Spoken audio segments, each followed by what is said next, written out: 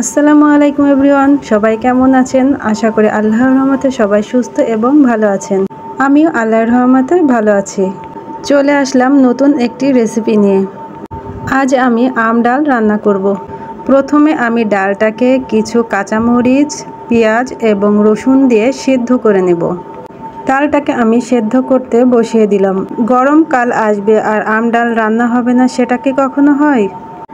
ডালটা সেদ্ধ হয়ে যাবার পর এর মধ্যে হলুদ এবং পরিমাণ মতো লবণ দিয়ে এটাকে মিশিয়ে নিব।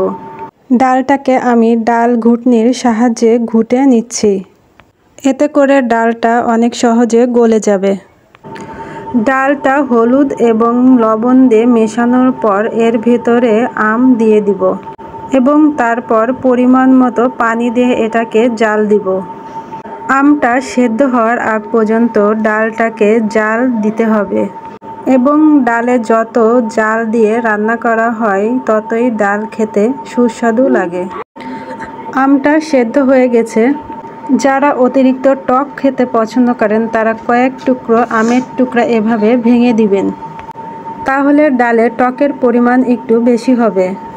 ডালে এখন আমি ফুরানি পুড়িয়ে বাগার দিয়ে দিব।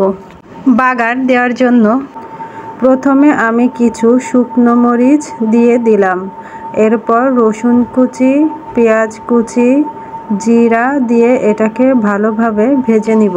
ফুরানিটা যখন এইভাবে লাল লাল করে ভাজা হয়ে যাবে তখন এর ভিতরে অল্প একটু ডাল দিয়ে এটাকে মাখিয়ে নিব। মাখিয়ে নেওয়ার পর এটাকে আমি সব ডালের ভিতরে ঢেলে দিব। ঢেলে দেওয়ার পর এটাকে আমি কিছু সময় জাল দিব। বাগার দেওয়ার পর ডালটাকে বেশি সময় জাল দিতে হয় না, অল্প জালেই তখন ডাল হয়ে যায়। মাশাআল্লাহ, আমার আম ডাল রান্নাটা হয়ে গেছে। এখন আমি এটাকে অন্য একটি হাঁড়িতে ঢেলে নিব। এই যে দেখুন, আমার ডালের কালারটা কত সুন্দর দেখা যাচ্ছে। ডাল রান্না করব আর এর সাথে আলু ভর্তা না হলে হয়, সেজন্য আমি আলু ভর্তাও করে নিলাম। প্রথমে আমি কয়েকটা শুকনো মরিচ লবণ দিয়ে ভালো করে মাখিয়ে নিলাম। এরপর পেঁয়াজ দিয়ে এটাকে সুন্দর করে মাখিয়ে নিলাম। তারপর এর ভিতরে একটি সরিষার তেল দিয়ে দিলাম। এরপর আমি আলুটাকে সুন্দর করে হাত দিয়ে মাখিয়ে নিব। আম ডাল রান্নার পাশাপাশি আমার আলু ভর্তাটাও মাখানো হয়ে গেল।